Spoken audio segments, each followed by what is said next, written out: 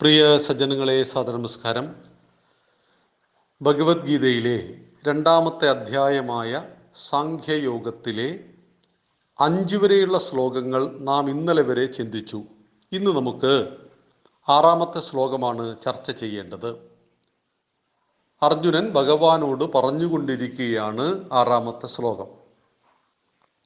ന ചൈദദ്വിത്മ കതരന്നോ ഗരീയോ യദ്വാ ജയേമ യദി വാ നോ ജയേയുഃ യാനേവ ഹത്വാ ന ജിജീവിഷാമസ്തേ അവസ്ഥിതാ പ്രമുഖേ ധാർത്തരാഷ്ട്രാ.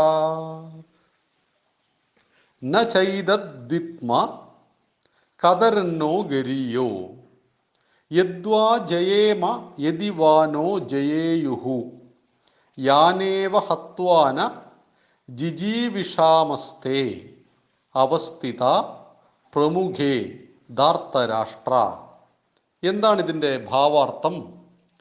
ഞങ്ങൾ ദുര്യോധനാദികളെ ജയിക്കുന്നതാണോ അതല്ല അവർ ജയിക്കുന്നതാണോ ഞങ്ങൾക്ക് നല്ലത് എന്നത് ഞാൻ അറിയുന്നില്ല. എന്തുകൊണ്ടെന്നാൽ ആരെ കൊന്നിട്ട് ജീവിക്കുവാൻ തന്നെ നാം ഇച്ഛിക്കുന്നില്ലയോ ആ ധൃതരാഷ്ട്രപുത്രന്മാരാണ് മുന്നിൽ യുദ്ധത്തിനായി നിൽക്കുന്നത്.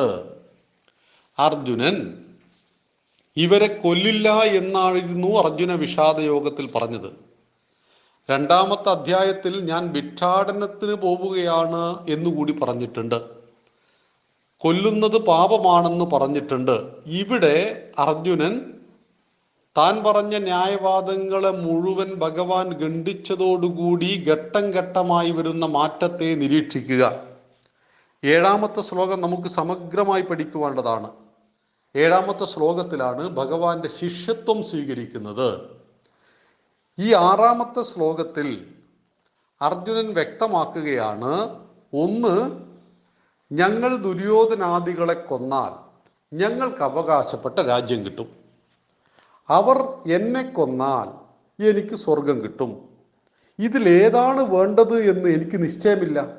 രാജ്യം വേണമോ സ്വർഗം വേണമോ? അതായത് വല്ലാത്തൊരു കൺഫ്യൂഷനാണ് എനിക്കുള്ളത്. പിന്നെ ഒന്നുകൂടി കൂട്ടിച്ചേർക്കുന്നു അർജുനൻ, ആരെ കൊന്നിട്ടാണോ നാം ജീവിക്കുവാൻ ഇച്ഛിക്കാത്തത് അവരിതാ എൻ്റെ മുന്നിൽ വന്നു നിൽക്കുന്നു.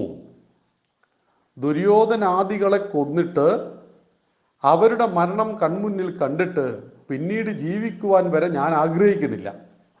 കാരണം അവരെല്ലാം എൻ്റെ ബന്ധുജനങ്ങളാണ്, എൻ്റെ ഗുരുവാണ്, എൻ്റെ പിതാമഹനാണ്. ഇവരെ എല്ലാവരെയും കൊന്നതിന് ശേഷം എനിക്കിവിടെ ജീവിക്കുവാൻ പോലും സാധ്യമല്ല. ആ ഓർമ്മകൾ എന്നെ വേട്ടയാടും. അങ്ങനെയുള്ള ആളുകൾ എൻ്റെ മുന്നിൽ വന്ന് നിൽക്കുമ്പോൾ, യുദ്ധത്തിനായി മുന്നിൽ വന്ന് നിൽക്കുമ്പോൾ ഇവരോട് ഞാൻ എങ്ങനെയാണ് പെരുമാറേണ്ടത് എന്ന വല്ലാത്തൊരു ആശയക്കുഴപ്പം ഇവിടെ വന്നിരിക്കുന്നു. ഇവിടെ ചോദ്യങ്ങളും ഉത്തരങ്ങളും എല്ലാം തന്നെ അർജുനന് തന്നെ പറയുകയാണ്. നമ്മുടെ ജീവിതത്തിലും ഇത് പ്രസക്തമാണ്.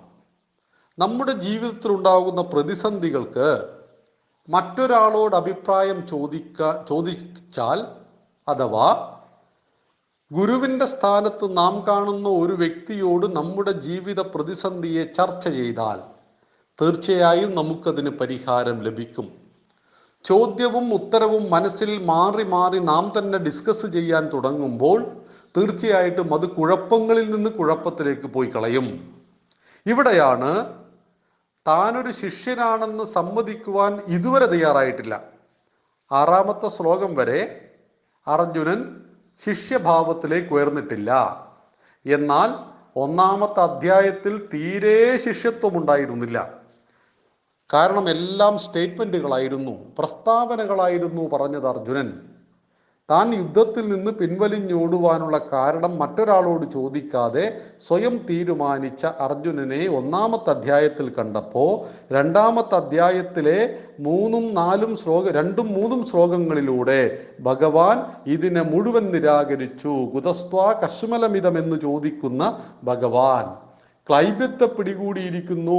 ആണും പെണ്ണും കെട്ട ഭാവത്തെ പിടികൂടരുത് അർജുന എന്ന് വരെ പറഞ്ഞപ്പോൾ ഞാൻ പറഞ്ഞ വാദമുഖങ്ങളെ മുഴുവൻ ഭഗവാൻ സ്വീകരിച്ചിട്ടില്ലെന്ന് മനസ്സിലാക്കിയപ്പോൾ പതുക്കെ പതുക്കെ അർജുനനിൽ മാറ്റം വരികയും അർജുനൻ അവൻ്റെ കൺഫ്യൂഷൻ, ആശയക്കുഴപ്പം ഇവിടെ വ്യക്തമാക്കുകയും ചെയ്യുന്നു. ദുര്യോധനാദികളെ കൊല്ലണം എന്ന് പറയുന്നത് യുദ്ധത്തിലാണ്. അല്ലാതെ ഒളിപ്പോര് നടത്തി ഭക്ഷണത്തിൽ വിഷം ചേർത്ത് അവരുറങ്ങുന്ന വീട്ടിന് തീവച്ച് കൊല്ലണം എന്നൊന്നുമല്ല പറഞ്ഞത്. അധർമ്മത്തിന്റെ ഭാഗത്തുകൂടെ സഞ്ചരിക്കുന്ന ദുര്യോധനാദികൾ യുദ്ധത്തിൽ കൊല്ലപ്പെടുന്നത് സ്വാഭാവികം. അങ്ങനെ കൊല്ലപ്പെട്ടാൽ ജയിക്കുക പാണ്ഡവന്മാരാണ്. അവർക്ക് അവരുടെ രാജ്യം, നിയമപ്രകാരമുള്ള അവരുടെ രാജ്യം തിരിച്ചു കിട്ടും.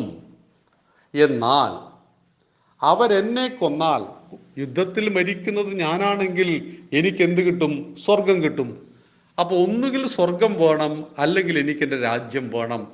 ഈ വേണമെന്നുള്ള ചിന്ത അർജുനന്റെ മനസ്സിൽ വന്നിരിക്കുന്നു. അതായത് അർജുനൻ മരിക്കണമെങ്കിലും യുദ്ധം ചെയ്യണം, കൗരവന്മാർ മരിക്കണമെങ്കിലും യുദ്ധം ചെയ്യണം. അപ്പൊ രണ്ടിലൊരാൾ മരിക്കുമെന്ന കാര്യത്തിൽ തീരുമാനമായിരിക്കുന്നു. ഭൂമിയിൽ ജീവിച്ചിരിക്കുകയാണെങ്കിൽ രാജ്യം കിട്ടും, മരിച്ചാൽ സ്വർഗം കിട്ടും. പക്ഷേ ഏത് രാജ്യവും ഏതു സുഖവും ഞാൻ ആഗ്രഹിക്കുന്നില്ല. കാരണം ഇവരെയാണല്ലോ ഞാൻ കൊല്ലേണ്ടത്. ഇവരെ കൊന്നിട്ട് ഒരു രാജ്യവും ഞാൻ ഇച്ഛിക്കുന്നില്ല. ആ ധൃതരാഷ്ട്രപുത്രന്മാരാണ് യുദ്ധത്തിനായി എൻ്റെ മുന്നിൽ നിൽക്കുന്നത് എന്ന് പറയുന്ന അർജുനനെ നാം 6-ാമത്തെ ശ്ലോകത്തിൽ കാണുകയാണ്. ഇവിടെ ഒരു കാര്യമേ പഠിക്കുവാനുള്ളൂ, കൂടുതൽ കാര്യങ്ങൾ ഈ ശ്ലോകത്തിൽ ഇല്ല. അർജുനൻ ശിഷ്യനാവാൻ തുടങ്ങുന്ന മാനസിക അവസ്ഥയിലേക്ക് വളർന്നിരിക്കുന്നു. നമുക്ക് പരമയോഗ്യന്മാരായ അനേകം ഗുരുക്കന്മാരെ നമ്മുടെ സമാജത്തിൽ കാണാം. പക്ഷേ ശിഷ്യനാകുവാനും യോഗ്യതയുണ്ട്.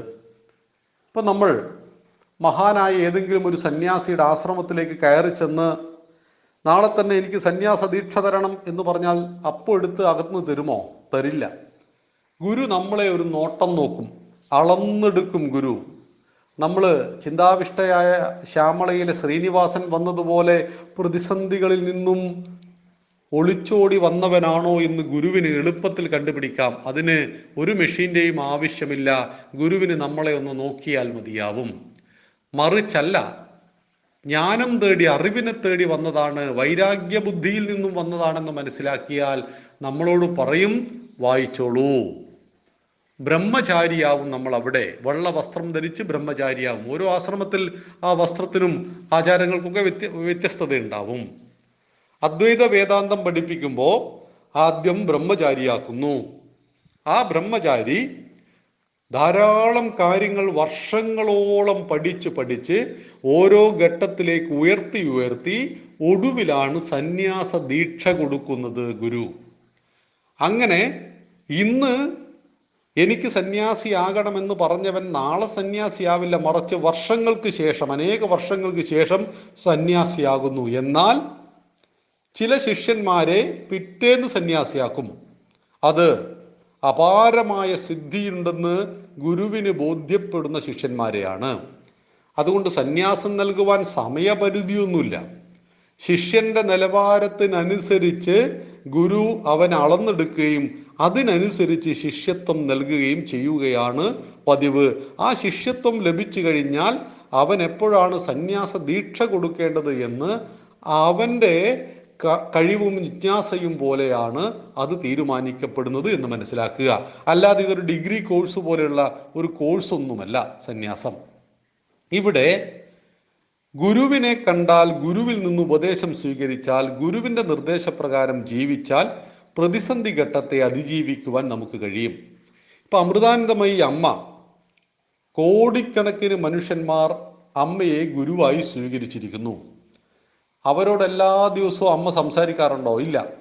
അമ്മയുടെ ഒരു ദർശനം, അമ്മയുടെ മകനെ, മകളെ എന്നൊരൊറ്റ വിളി, അതിൽ അവർക്കെല്ലാ കാര്യങ്ങളും മനസ്സിലാവും. സാധാരണഗതിയിൽ അറിവുള്ള ശിഷ്യൻ ഗുരുവിൻ്റെ മുഖത്ത് നിന്ന് കാര്യങ്ങൾ പഠിക്കുക എങ്ങനെയെന്നറിയണ്ടേ?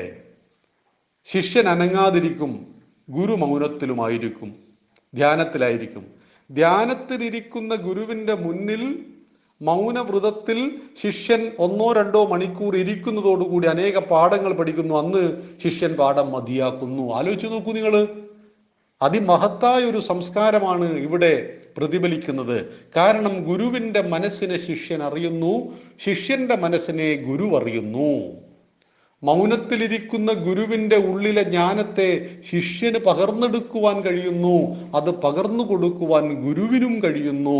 ഇതാണ് ഗുശബ്ദാന്തകാരം രൂശബ്ദം നിരോധിത, ഇരുട്ടിൽ നിന്ന് വെളിച്ചത്തിലേക്ക് നയിക്കും അറിവിൻ്റെ പ്രകാശമാകുന്നു ഗുരു എന്ന് പറഞ്ഞത്. ആ ഗുരുവിനെ തേടിയുള്ള അർജുനന്റെ യാത്രയാണ് 6-ാമത്തെ ശ്ലോകം. 7-ാമത്തെ ശ്ലോകത്തിൽ പരിപൂർണ സമർപ്പണം ചെയ്തുകൊണ്ട് ഞാനിതാ അങ്ങയെ ഗുരുവായി സ്വീകരിച്ചിരിക്കുന്നു, എനിക്ക് ഉപദേശം നൽകിയാലും എന്ന് പറയുന്ന അർജുനനെ കാണുന്നു. 6-ാമത്തെ ശ്ലോകം അർജുനനിൽ പതുക്കെ പതുക്കെ ശിഷ്യത്വം വർദ്ധിക്കുന്നു എന്നതാണ്. 7-ാമത്തെ ശ്ലോകം നമുക്ക് സമഗ്രമായിട്ട് നാളെ ചർച്ച ചെയ്യാം. നന്ദി, നമസ്കാരം. വന്ദേ മാതരം.